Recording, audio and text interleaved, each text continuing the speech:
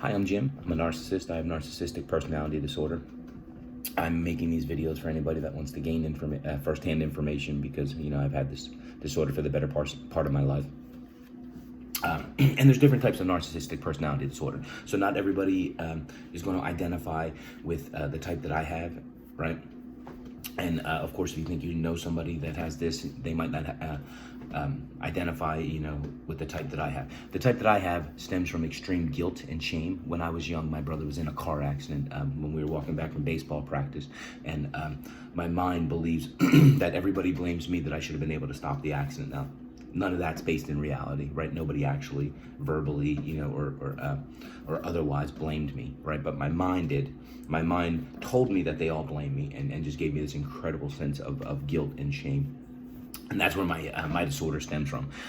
It's important to point out because, again, there are different types of narcissistic personality disorder, right?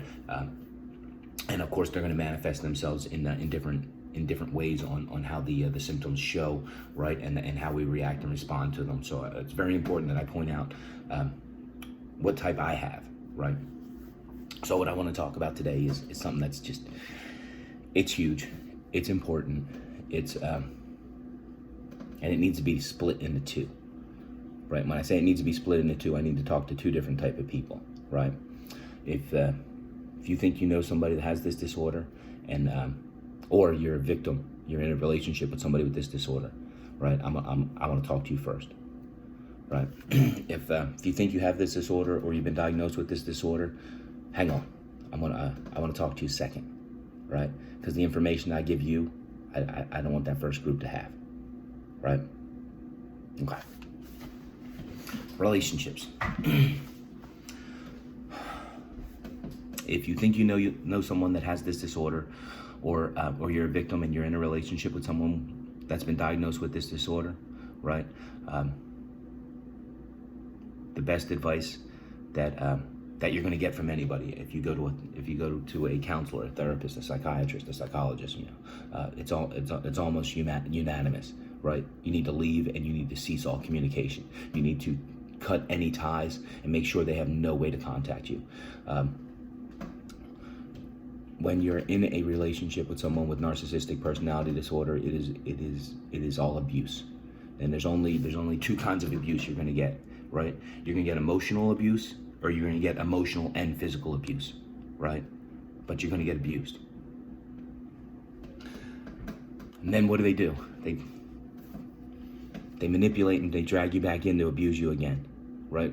So when you get to the point where you're like, no, I can't live like this. I can't take this, the emotional, the physical, the psychological, whatever type of abuse you are getting from that relationship. When you have had enough and you leave, they hoover you. They fake future you. They manipulate you. They drag you back in to do it again. And it's a never-ending cycle. And I've done this. I've done this to people I care about. I've done this to people I love. And I'm telling you, you got to stop. You got to cease all communication. Don't let them back in. Sorry. Don't let them do this to you. And I know the things that they're saying because I've said them. And it doesn't matter if they believe it. And it doesn't matter how intense they are when they say it, right? This is coming from a person with this disorder. I can't speak about the person that you're in a relationship with, or you think may have this disorder. I can only speak about myself. I believed it when I said it, right? I'm going to change. Things are going to get different, right? I believed it. My mind manipulated me the same way it did you, right?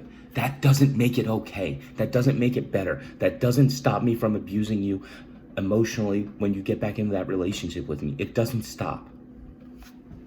All it does is bring you back in to get you abused again. You have to cease all communication, right? When you make that decision, I am not going to be in this type of emotionally abusive and psychologically abusive relationship any longer. You have to cut them off.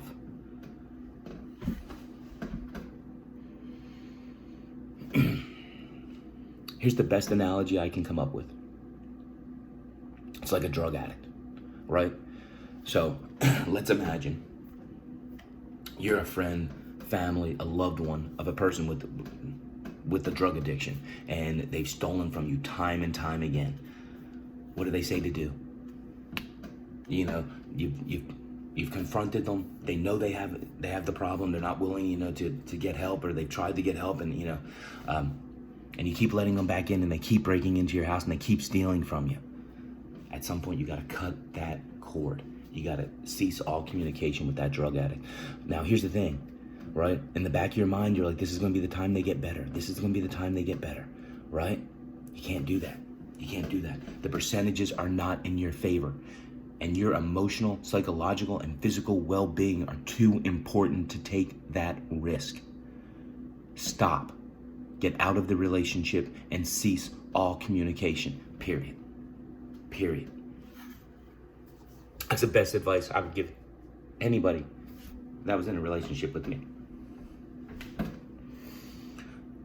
There's not a person I know in this world that if they came to me and they described the things I did to people, that I wouldn't tell them to do that.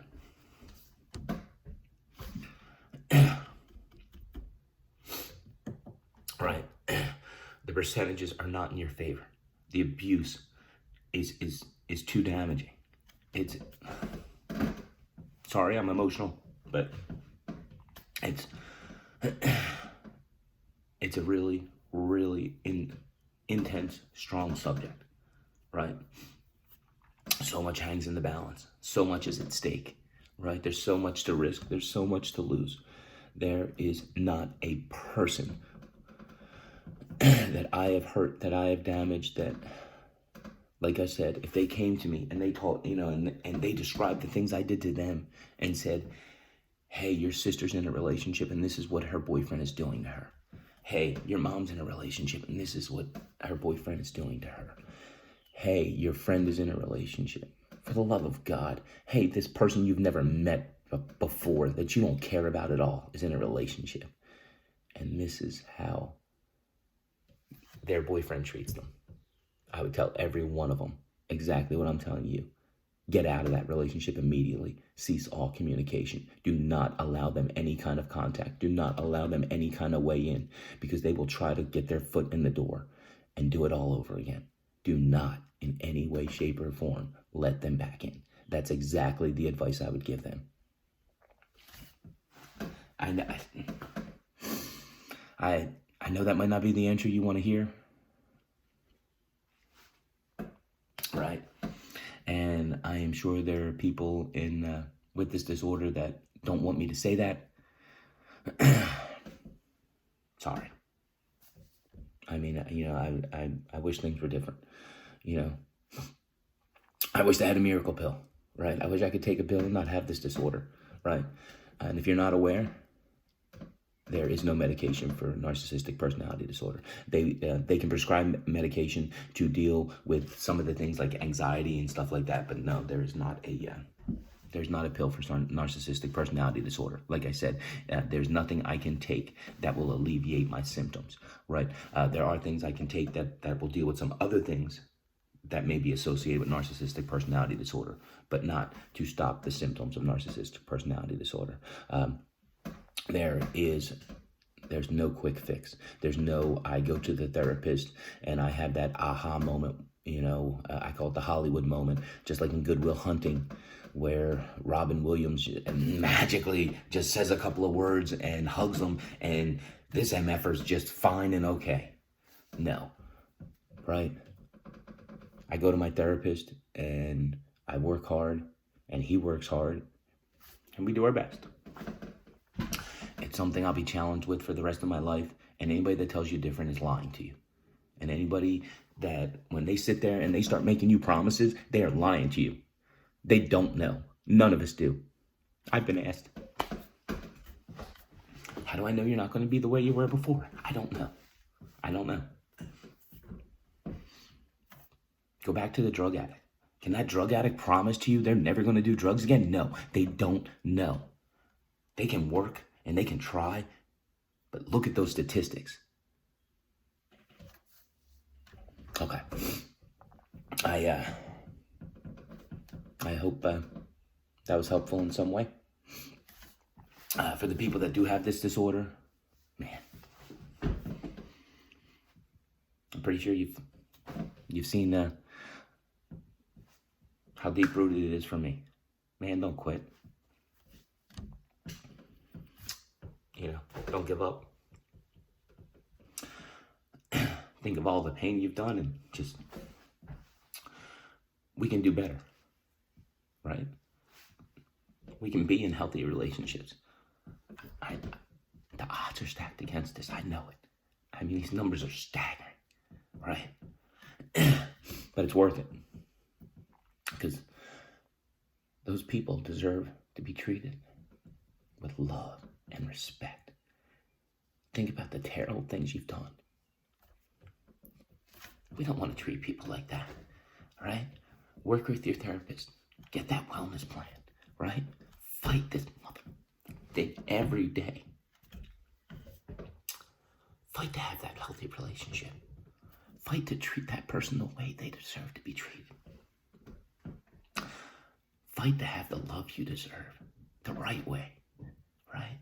Fight to have the right kind of relationship. Fight for it. I mean, the way I look at my disorders, this is something I'm going to have till the day I die. And this is going to be a struggle not every day, every fucking second I live. I will fight this thing, right? But it's worth fighting for, right? And hey, just for the people that have this disorder, don't do it anymore, man. Don't do it anymore. You know you got it, right? You know you got it. Don't do it again, right? Don't manipulate. Don't drag them back in, right? Don't fake future. Don't hoover. Don't do it. Don't do it, right? Don't tell yourself, hey, I'm gonna do it this one last time. I'm gonna bring them back in, and then we'll be right. No, don't do it. It stops today, right? It stops. Don't let yourself manipulate them again, right? It's not worth it. I'm sorry, that's completely wrong. It's not fair. It's not right. It's not moral. I didn't know what I was doing. If I do it again, I do. Right? I'm not saying I'm not responsible, right? But there's a big difference between if I treat anybody in the future the way I've treated the people in the past. There's a big difference, right? Only we know if we were conscious or unconscious of what we were doing.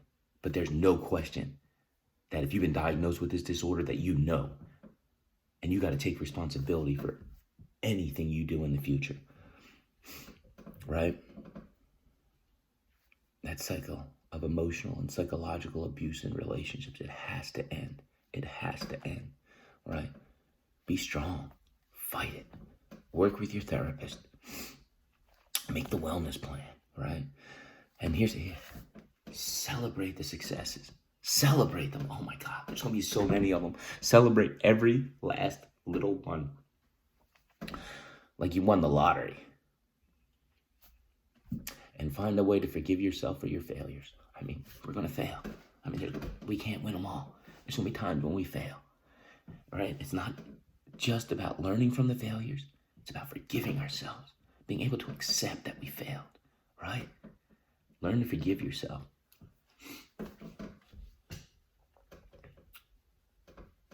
Yeah. It's tough. It is. It is. Yeah. Sometimes we have to understand that's going to cost us the greatest relationship we could have ever have had in our lives. But the best relationship you're ever going to have is going to be one that starts the right way. Free of manipulation, free of that hoovering, free of fake futuring, free of glory hounding, right? Free of all that manipulation. Start the relationship the right way, right? And then treat them the way they're supposed to be treated. Again, I know the numbers they're not in our favor. I don't care. I could care less, right? I could care less if you told me 0.001% ever succeed, or if you tell me 99% of people succeed. It doesn't matter. I care about me, right? At the end of the day, when I lay my head down and I take my last breath, I mean, I gotta care about my relationships and what I did to people, right? Now, I'm not saying I'm being self-centered, right? I'm caring about how I treat other people. But as far as how many people have succeeded or failed at doing this that have narcissistic personality disorder, those people don't, that doesn't factor into me, right? Whether or not I'm successful, that's what matters, right?